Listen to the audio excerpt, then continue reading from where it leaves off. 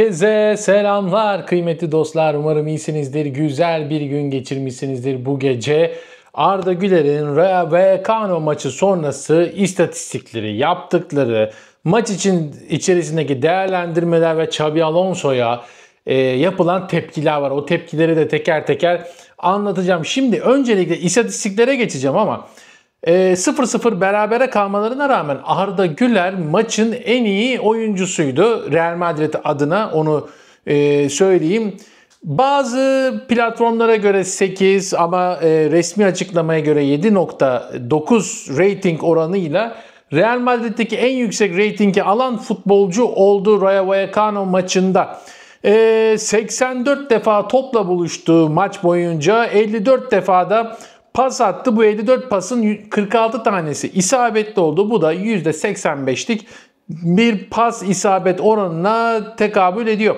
Bu 54 pasla beraber oyunda en çok pas atan 3. isim oldu. 10 tane orta yaptı Arda Güler ve bunların 4'ü de isabetli orta oldu ki bu noktada da oyunun en iyi birinci istatistiğini yaptı. 5 kilit pas yaptı Arda Güler ve kilit pas sayısının Arda Güler'de yüksek olduğunu görüyorduk hep. Son birkaç maçta sadece düşük kalıyordu ama gene 5 kilit pasla yine oyunun en çok kilit pas yapan oyuncusu oldu.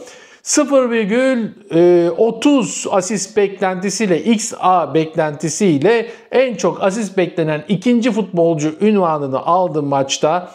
Ve 3 tane şut çekti ki şutların zaten ben önemli olanların notunu da aldım. Ve biri isabetli bu şutlardan. Bu noktada da 3 şutta 1 isabetle maçın bu noktada bu istatistikte de en iyi istatistiğini yapmış oldu. Aynı zamanda ceza sahası dışından 3 şut çekti ve bu istatistikte de yani ceza sahasından en çok şut çeken isim oldu Arda Güler ve 3 çalım var. 3 çalımla oyunun en çok çalım atan 3. ismi oldu. Birincisi de Vinicius Junior, 2 de Mbappe, onu da söyleyeyim. 4 defa faul aldı Arda Güler. Bu 4 defa faul almasıyla da oyundaki en çok faul alan 2. isim oldu takımı adına. Peki offside'a bakalım. Bir de offside var ve başka defansif istatistik. O kadar çok istatistik yaptı ki Arda Güler bu maçta. Yani say bitmiyor. Top kapma, 2 kere top kapma var. En önemlisi 12 defa ikili mücadeleye girdi Arda Güler ve bu 12 ikili mücadelenin 9'unu kazandı. Bu noktada oyunun en iyi 2. istatistiğini yaptı. 1 defa faul var, 2 defa da sahipsiz top kapma var. Yani o kadar çok istatistikte ön plana çıktı ki Arda Güler, ben son zamanlarda bu kadar çok saydığımı hiç hatırlamıyorum açıkçası. Bilmiyorum siz hatırlıyor musunuz ama bu bence müthiş bir maç oldu. Tabii ki bir galibiyet. Galibiyetle çok başka şey olabilirdi ama aldığımız notlara bakalım. Daha 3. dakika şut çekti Arda Güler. Daha 3. dakika ilk şutu çeken maçtaki ki çok da iyi bir şuttu. Liverpool maçına göre biraz önde başladı Arda Güler. Bakın başladı diyorum ama maçın ilerleyen dakikalarında Arda Güler'i biz yine geri planda gördük. 21. dakikada Vini ile ceza sahasında bir pozisyon oldu. Arda Güler'e bıraksa Vinicius Junior orada kesinlikle Arda çok net bir şutla gol atabilirdi. Ceza sahası içinde bir karambol olmuştu.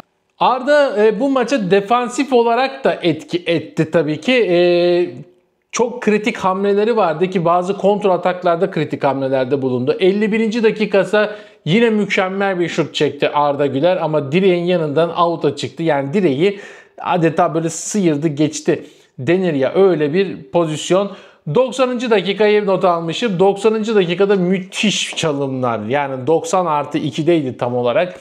Müthiş çalımlarla içeri girdi, ceza sahasına girdi. Haydi Arda dedik, yüreğimiz ağzımıza geldi ama ne yazık ki o pozisyondan da sonuç çıkmadı. Bir de çok önemli, bütün korner ve yandan kullanılan serbest vuruşların tamamını da Arda Güler kullandı. Şöyle bir şey olmuştu sezonun başında, hatırlayanlar vardır tabii ki de. Yani Arda Güler Trent Alexander-Arnold geldi. Artık kornerleri Trent kullanır. İşte sağdan serbest vuruşları Trent kullanır gibilerinden bir şeyler dönüyordu. Ama Arda Güler'in bunu bırakmayacağını söylemiştim o zamanlar ki öyle oldu. Arda Güler artık Kasım'ın ortasına doğru geliyoruz. Hala Real Madrid'de duran topların başına geçen isim olarak öne çıkıyor. Tabii ki yine tepkiler vardı. Yani hafta içerisinden hatırlarsanız Liverpool maçı için söylüyorum. Arda Güler'i geride oynattığından dolayı Xabi Alonso çok tepki çekmişti. Birçok yorum yapılmıştı Xabi Alonso hakkında. Hatta onunla ilgili gazetelerde yazılar da vardı. Arda Güler'in işte geri pozisyonda daha etkisiz kaldığı ki bu maçta sadece 5-6 hadi 10 dakikası diyelim. 10 dakika kadar Arda Güler ön alanda durdu. Daha sonra yani maçın ilk 5 dakikası ve son 5 dakikası ön alana çok fazla geçti. Ataklarda daha etkin oldu. Ama genel olarak yine Liverpool maçındaki gibi bir Arda Güler gördük. Yani geri pozisyonda oynadı. Ben yine bir ara stoperlerin arasında gördüm Arda Güler'i. Oradan oyun kurmaya çalışıyordu. Ve bununla ilgili Xabi Alonso'ya yine tepkiler yağdı. Birkaç tane tepkiyi sosyal medyada en çok paylaşım alan tepkileri aldım. Bu tepkilerin hepsi İspanyol. Yani bu tepkileri yazanların tamamı İspanyol, tamamı Real Madrid taraftarı.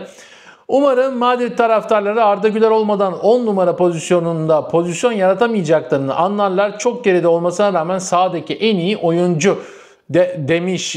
Bir başka yoruma gelelim. Arda Güler bugün her şeyi yaptı. Özgüveni arttıkça gerçekten özel bir şeye dönüşüyor. Takım arkadaşlarına talimatlar veriyor. Ne zaman baskı yapacağına karar veriyor. Diğerlerinden sıyrılıyor. Tebrikler Arda demiş. Bellingham yüzünden Real Madrid'in tüm oyun sistemi çöktü demiş bir başka isim, bir başka Real Madrid taraftarı.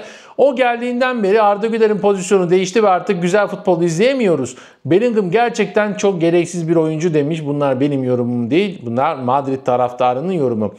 Bakalım bir başka isim neler demiş. İster beğenin ister beğenmeyin. Arda Güler Real Madrid'in en yaratıcı oyuncusu ve bu kadar geride oynadığı sürece Real Madrid'in hücum hattı çorak bir sahaya benzemeye devam edecek. Xabi iyi bir teknik direktör olmak istiyorsa takımda adaleti sağlamalı ve Arda'yı 10 numarada oynatmalı demiş ve benim not aldığım son yorumsa şöyle: yeter artık diye başlıyor. Arda Güler bu kadrodaki tek gerçek 10 numara. Bellingham bir oyun kurucu değil, fiziksel bir koşucu, yaratıcı bir beyin değil. Onun yapamayacağı bir role zorlamayın.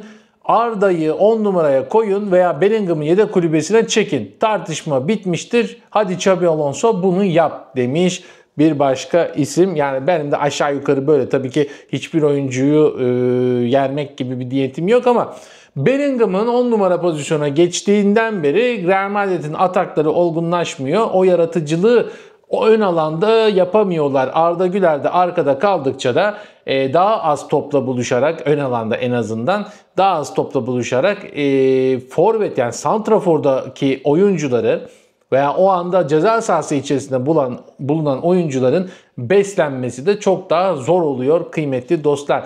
Konu hakkında siz ne düşünüyorsunuz? Yorumlarda belirtirseniz çok sevinirim. Videoyu beğenmeyi, abone olmayı da unutmayın kıymetli dostlar. Ben Oğuzhan Poyrazoğlu. Bir sonraki videoda görüşmek üzere. Sağlıcakla.